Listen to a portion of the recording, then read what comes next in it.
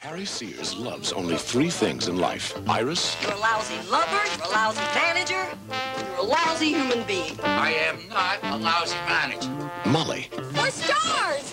And the World Wrestling Championship. The best looking girls in the ring today, the California Dog. Tonight, he just might get all three. All the Marbles. Rated R. Now playing at a theater near you. Hey guys, this is Big Communications. Welcome to my review of a movie that I'm very pleasantly surprised by. Didn't think I was going to be the biggest fan of it. Didn't think I'd like it that much. This is a movie I watched right after Punks. And once again, I was still suffering from whatever the hell it was I was suffering from. I think it was food poisoning. So I was puking my guts out again. They're like, why are you telling us this? Because that's what was happening while I was watching this movie. Which is why it's even more impressive that I really liked it. What I'm talking about is called All the Marbles. There's a custom DVD I'm working on that doesn't look that great, of course not, because can't find a really good cover for it. So basically, All the Marbles, a movie that was released in 1981. It was the last film directed by Robert Aldrich. Robert Aldrich was known for directing movies, classics such as The Frisco Kid, The Choir Boys, which is a movie that I got on VHS too that I'll check out with a great cast. Lou Gossett Jr. and James Woods, Stephen Mock, Charles Durning. He also directed The Longest Yard, the original. He directed, and he also directed The Dirty Dozen and the original Flight of the Phoenix, Hush Hush Sweet Charlotte, whatever happened to Baby Jane. This guy's considered one of the seminal directors of all time. And his last movie is a fun film. I mean, I really do like All the Marbles. It's an underrated film. Really, nobody really talks about this film that much. It's also known as California Dolls. And the whole plot basically is Peter Falk plays one of my favorite Peter Falk roles, actually. He plays a wrestling manager named Harry Sears. And he's managing these two bombshell female wrestlers, Iris and Molly, the California Dolls, played by Vicki, Frederick, and Laurene, Landon. And basically what this is a movie about female wrestling. And it's really good. Women's wrestling. It's a movie about women's wrestling, and it's really good. It's one of the best wrestling movies I've ever seen. I mean, it's better than most of the male wrestling movies I've seen. Most of the male wrestling movies I've seen are corny and just over the top and just lame. And not realistic at all, except for maybe Paradise Alley. Stallone's Paradise Alley, the last half of it is great. Great stuff. The whole movie is actually pretty underrated, Paradise Alley. I reviewed that on my channel before. Reviewed that earlier. And the review's still up if you want to check it out. Now I will definitely say All the Marbles is better than No Holds Barred with Hulk Hogan. The acting is better. Everything's better, really. So, the whole plot is basically just centered around the Harry Sears and his girls, the California Dolls. He's trying to get them to the big time. So they're going from town to town wrestling. They have originally started out working for Burt Young and his wrestling troupe. He plays Eddie Sisko, and he's such a scumbag in this movie.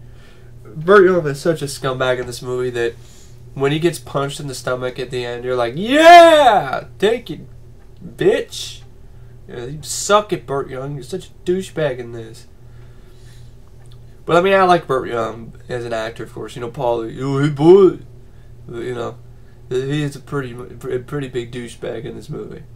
So I mean, the film definitely surprised me. I mean, it's entertaining, it's funny, it's got a lot going for it. The matches are thrilling. The matches are great. Really great matches. You're seeing girls pulling the hair and throwing girls around and slamming them and shit. It looks real. It doesn't look choreographed to me. This looks like real wrestling. Slamming people on the mat and clotheslines and stuff. And there's rivalries. There's a rivalry that was created in the film between the Toledo Tigers, the World Heavyweight Tag Team Champions, and the California Dolls, who the California Dolls beat them the first time they fought in an exhibition match. Of course, the Toledo Tigers ain't gonna have none of that shit, and so they get a second rematch, and it's a grudge match, and they beat the second rematch, and the Toledo Tigers beat the ever loving hell out of these girls, the California Dolls, and then you know, you get to the end of the film where basically, in order to get this match, one of the California Dolls, I believe it was Vicki Frederick, Iris, she ends up flirting with Burt Young and gets him to basically get them as the top pillars, the top contenders for the title against the Toledo Tigers. So basically, it's a fun movie because Peter Falk's performance is great because he just plays this guy he just has great stories to tell, and he's just a likable jerk. Really, that's what he is. He's a likable jerk. He's a likable jerk. There's a sequence that I really like when he basically goes in. He just cleans out at the craps table because he basically is using cheated dice. He cleans out of the craps table, and he's going out with his winnings, and he knows that there's these assholes are going to come and try to break him. And he all of a sudden takes out a bat, just beats the ever living shit out of these Forcer dudes. And then he says like, "Hey, give me your wallet." "What?" "Well, give me your wallet." It's like, and he steals their wallets and takes some money out of their wallet. This is great stuff. So, see, that's what it is. The whole thing. The thug, after he has kneecapped the two thugs with a baseball bat. "You're not leaving us, are you?" "Yeah, but don't bother to get up." And he also destroys Eddie Sisko's Mercedes with a baseball bat because he screwed him over. And he's all like, "I was thinking of buying a Mercedes, but first I wanted to give it a stress test." "Stress test?" "Didn't pass." It's just nice stuff.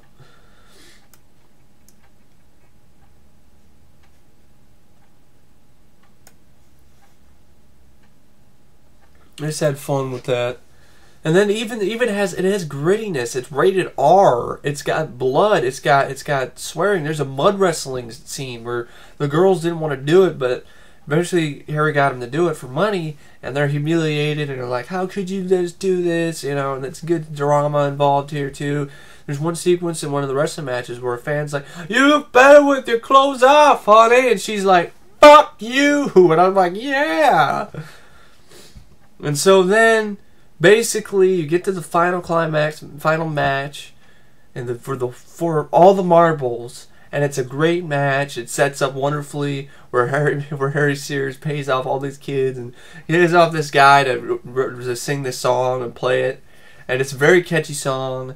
And it gets the California Dolls in new uniforms, where they look like angels, literally just flying into the ring, and it's just great production design, great costume design there, and it's all like the wonderful dolls. And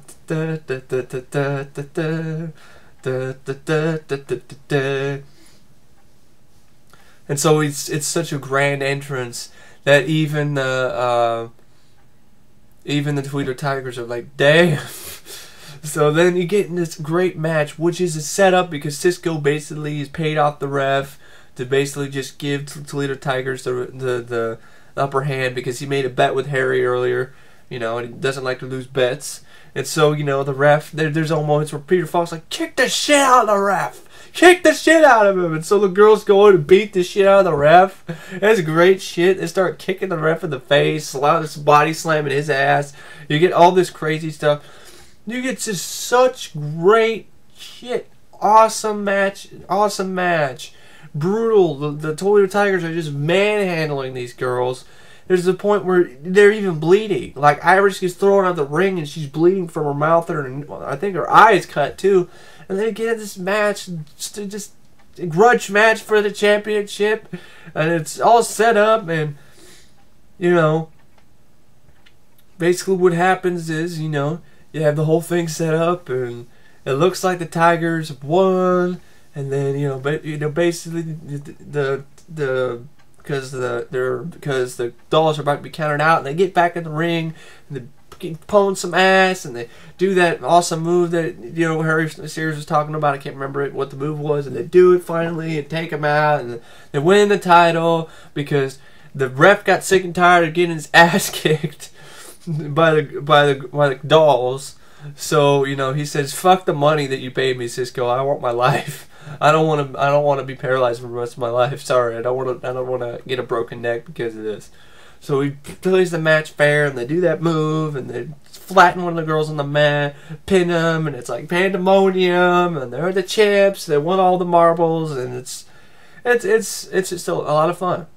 I mean, I highly recommend the film for sports fans. I would like to see other people's opinions on it. It's on my blog, so if you want to check it out, please do. Very entertaining movie, and it is released on DVD by Warner Archives, but you're not going to find those DVDs in stores. That's what I'm pissed off about Warner Archives. Yes, it's nice you're releasing things on DVD, Warner, that aren't on DVD, that weren't on DVD, but release them in stores. Don't be half-assed and just release it online. That's fucking stupid. That's lame. I'm sorry. That's lame. Lame. That's what that is. Lame.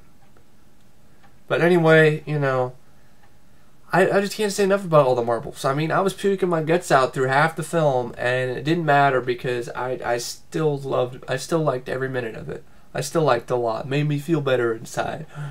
You know. So anyway, I don't know what to say except if I was to rate all the marbles out of 4 stars or whatever, I think I'd give it 3.5. Very fun film, very innovative, very very cool. The best wrestling movie I've seen since Paradise Alley.